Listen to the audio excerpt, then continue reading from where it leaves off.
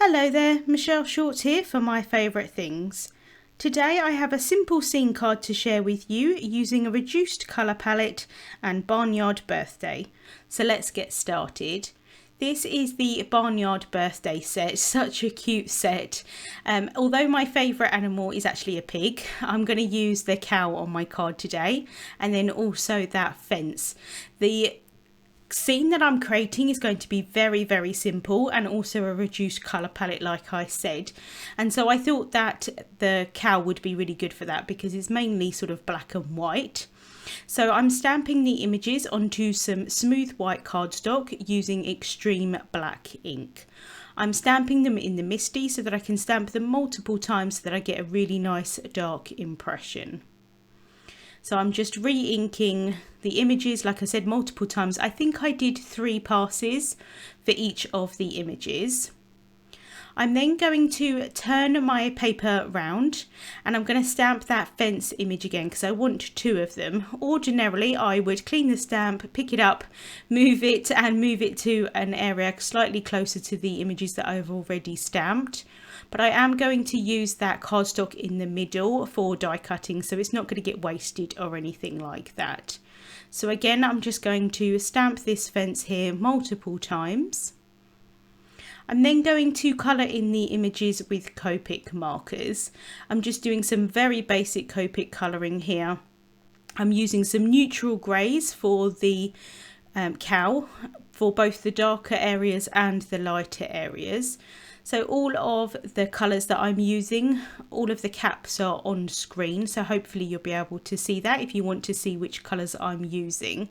So I started off with my darkest shade and then work towards the lightest shade as I usually do with Copic markers. That's just my preferred way of colouring. So I wanted to talk to you today a little bit about using a reduced colour palette. I absolutely love cards that are really bright and vibrant and have different colours in the background and lots of different colours on images and things like that. But sometimes I do like to just create cards with a very reduced colour palette. And animals like cows, penguins, things like that, and they are sometimes a little bit quicker to colour because you've that reduced colour palette. And also, if I didn't really want to create a background, sometimes with just really simple colours and just kind of like a pop of colour, like I'm going to use purple for the party hat and then also quite a kind of corally pink for his mouth and nose area. That's just going to give me the vibrancy I need. So I'm not even going to create like an ink blended background or anything like that I usually would for sky and grass.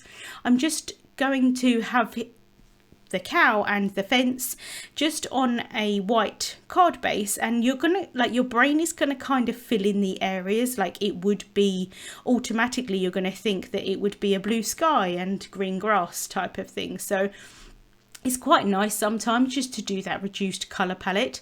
Sometimes it makes the card come together a little bit quicker. Sometimes it doesn't, because it depends on how much thought you need to kind of go into the card. Because even though clean and simple cards do sometimes look like they just take 10 minutes to make, most of the time they really don't, because it does take a little bit, sometimes a little bit more effort to kind of figure out the actual design of the card, because quite often you need to make sure that things are more kind of balanced on a clean and simple card rather than a card that uses lots of different elements. So I've coloured in the cow there. I left the party hat because at this point in time I wasn't 100% sure which colour I was going to use.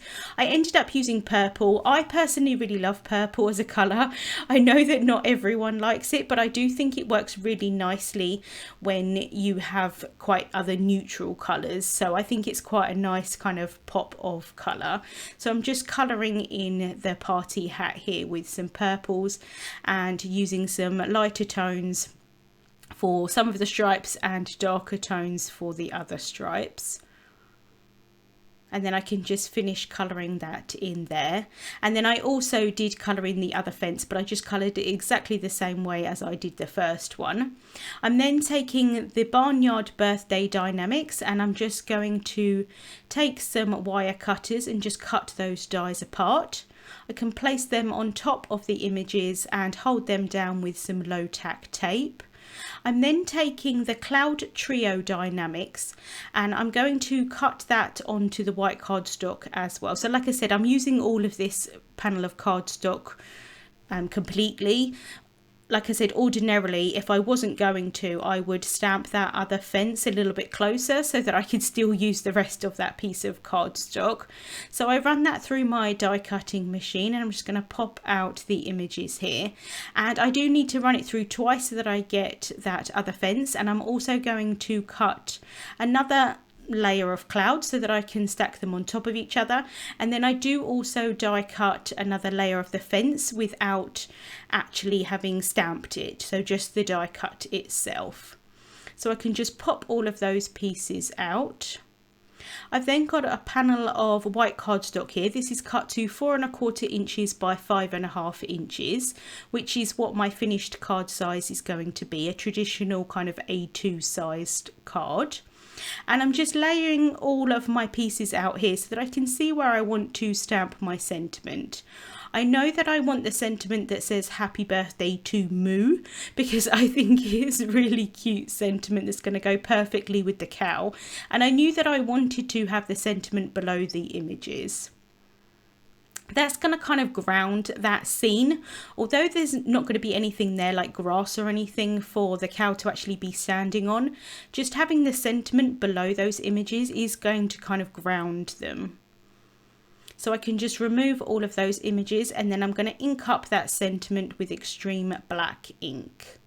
So I'm just going to ink that up really well, and again I do stamp this multiple times just so that I get a really nice dark impression. I could have stamped this directly on the card base, but majority of the time I do kind of create panels and then adhere them to a card base. So that's what I'm going to do here. I'm just going to take some tape runner and just add that onto the back of the panel, making sure that I add quite a lot so that it adheres down really well. And then I can just line those both up, and that just also gives a little bit more stability to the card as well. Although it is made from 110-pound cardstock, I still think sometimes it's quite nice to have extra layers, especially if you're adding something heavy on the front. Just gives it a bit of extra stability. So these are the fence die cuts that I've cut, and I'm going to add the stamped ones on top of the plain die cut ones. I'm using some on point precision glue. That gives me a little bit of wiggle time just so that I can wiggle them together and try and line them up as best as possible. I'm then taking what I call a pokey tool. I think it's supposed to be called a piercing tool, and I just tend to run that around the inside edges of the fence pieces. I do often use my nail and things like that, but I don't have long nails, as you can see, so that tool is quite helpful. It just removes any excess glue and then also any kind of little fibers of cardstock as well.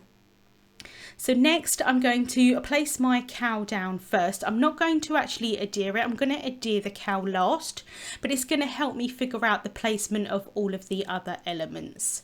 So I'm adding some more on point precision glue onto the back of the two fence pieces, and I'm going to have them either side of the cow so that it looks like it's going to be like one whole fence. You're not really going to see that there's a gap in the middle.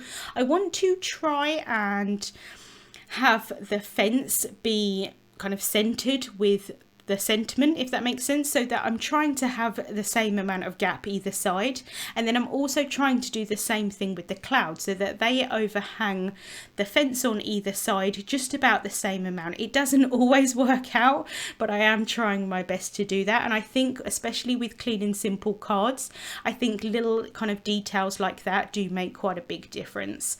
So I can add some more of that on point precision glue onto the back of the clouds and just add those behind that cow there.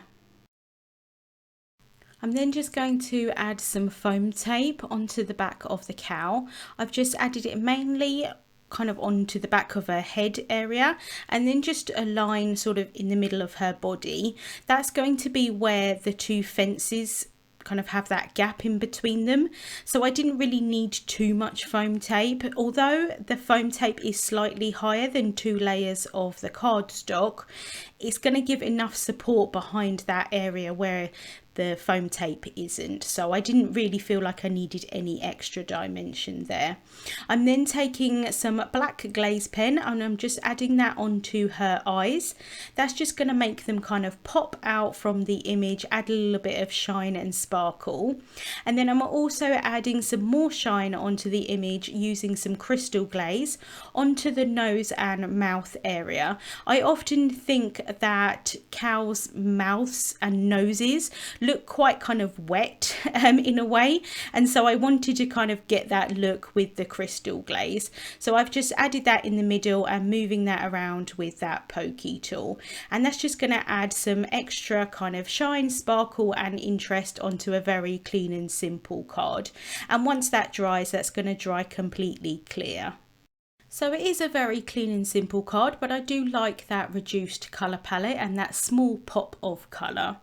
Links to the products that I used will be in the description bar here on YouTube.